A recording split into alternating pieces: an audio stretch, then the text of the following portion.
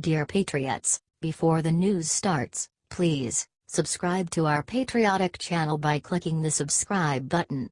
Give us a thumbs up to this video.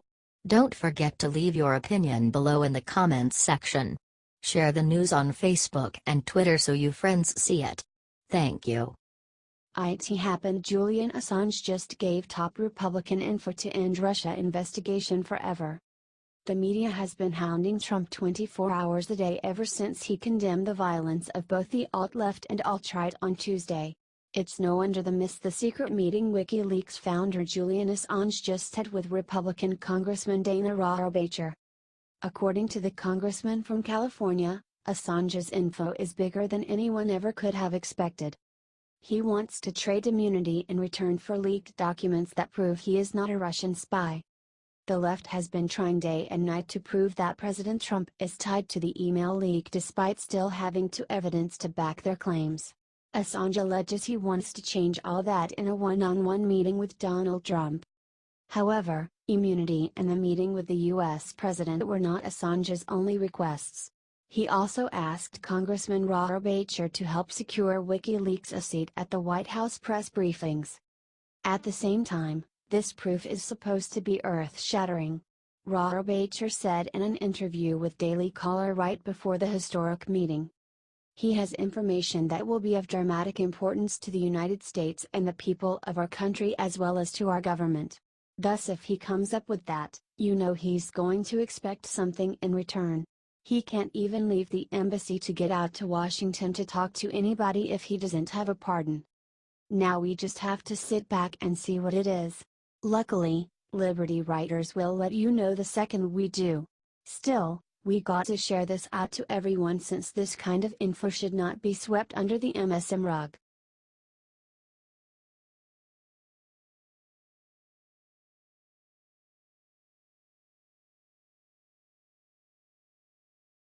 Bannon just said Trump was over, but what he said next had Trump grinning ear to ear.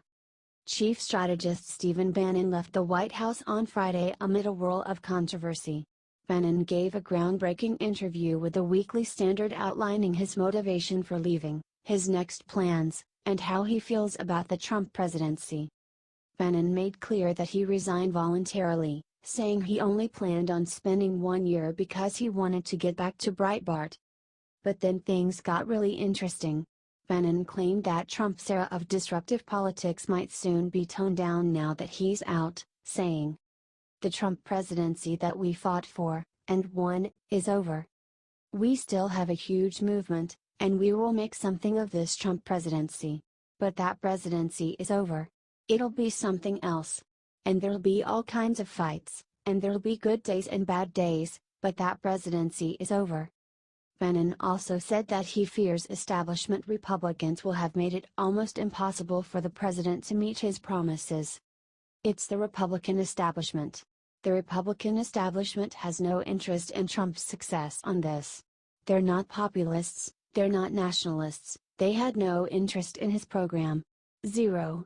It was a half-hearted attempt at Obamacare reform, it was no interest really on the infrastructure. They'll do a very standard Republican version of taxes. He continued. What Trump ran on, border wall, where is the funding for the border wall, one of his central tenets, where have they been? Have they rallied around the Purdue Cotton immigration bill? On what element of Trump's program, besides tax cuts, which is going to be the standard marginal tax cut, where have they rallied to Trump's cause? They haven't. This is a huge problem for the president, who, with a Republican-controlled House and Senate, has seen key pieces of legislation stalled due to infighting. Bannon, for his part, will continue fighting on the president's behalf, and is eager to get back into the ring. "I feel jacked up. Now I'm free.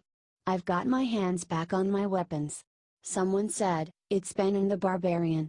I am definitely going to crush the opposition. There's no doubt. I built a effing machine at Breitbart. And now I'm about to go back, knowing what I know, and we're about to rev that machine up. And rev it up we will do." Trump just released his ultimate weapon.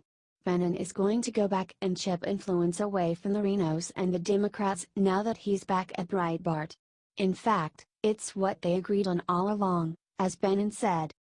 "I said, look, I'll focus on going after the establishment." Trump said, "Good, I need that." "I said, look, I'll always be here covering for you." The swamp won't be drained in a day, but with Trump on the inside, and Bannon on the outside, it will get done. Share if you agree. HT Weekly Standard.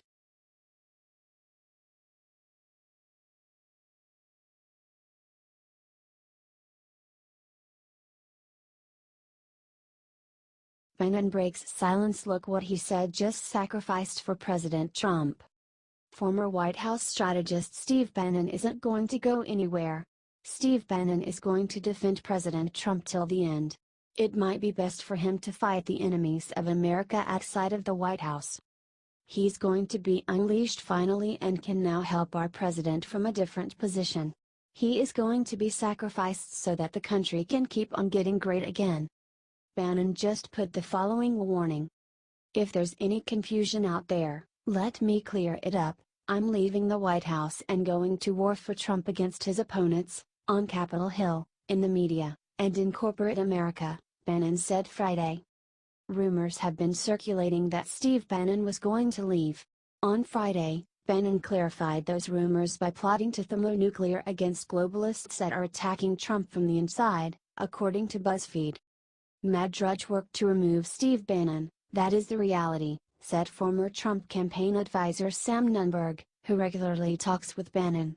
"And I hope Matt is happy because his work helped Bannon not be in the West Wing, but it helped Democrats and people that didn't vote for Trump be in the West Wing. Let's give a big thank you to Mr. Bannon. He served well against the swamp. He's going to be able to help Trump more from the outside." Share this if you are looking for Mr. Bannon's return to Breitbart. Let's show our support for all the hard work he did to get Trump elected. Remember what Bannon said at CPAC. Thanks for reading.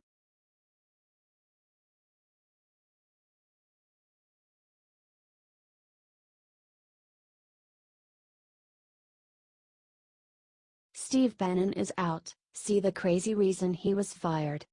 Steve Bannon has been a controversial person in the White House, since the get-go. But, hey, so has Trump. In recent weeks, there's been reports that Trump thought Bannon was one of the leakers. Then earlier this week, Trump came out saying Bannon is a friend of his and a good guy. But he seemed to hedge, when he noted that Bannon came on very late in the campaign. Well, he's gone now. He just resigned as Trump's chief strategist. According to the New York Times, Mr. Bannon's future is still being discussed, though. Someone close to Bannon has said the departure was Bannon's idea, and that he had submitted his resignation on August 7. It was allegedly supposed to be announced earlier this week, but that was delayed because of the events in Charlottesville, Virginia. Timing is everything, though. The announcement of his resignation comes just 2 days after Bannon gave an interview challenging military action against North Korea as a viable option. Of course, President Trump as well as Tillerson and General Mattis would all say differently.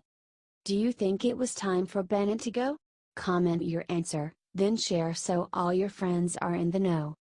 H.T. The Hill.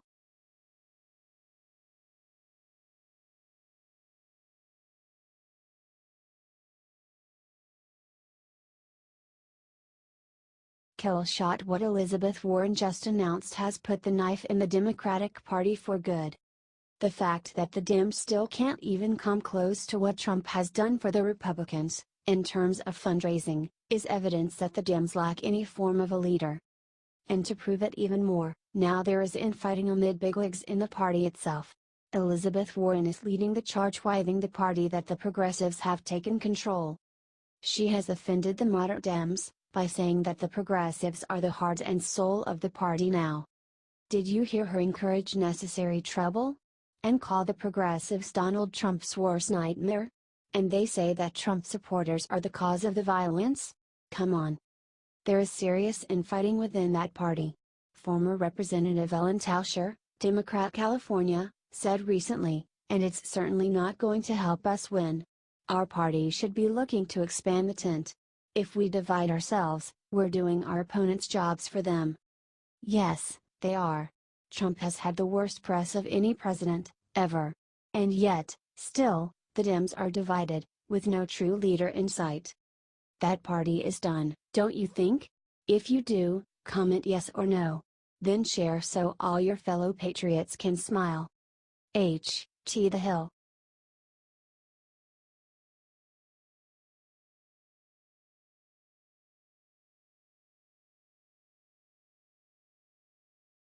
Killshot liberals freaking out after what President Trump just said about terrorists and pig's blood. President Donald Trump has sent his condolences to the victims of the terrorist attack in Barcelona, Spain in a tweet. However, it was not this tweet that had everyone talking. The first one was the classic motivational support for our allies. The story that President Trump tweeted about is not new to those that have followed him since the very beginning. The liberals are extremely triggered by this right now, stating that this story is fake and that it promotes mass murder of Muslims. Even though it's a story about becoming tough and destroying the enemy, the story seems to have been written for the first time in 1927 Chicago Daily Tribune article that described Pershing sprinkling some Muslim prisoners with pig's blood, which the Juramentados believed would condemn their souls. We also found this article where it tells the story in detail, written by librarian Walt Sinnert for the McCook Gazette in 2014. You can read it here. Whether the story is true or a tall tale, it's still a good story about being tough and using the enemy's weakness to your advantage in war. Let us know what you think and share this report 10,000 times if you think that President Trump is correct in telling this story.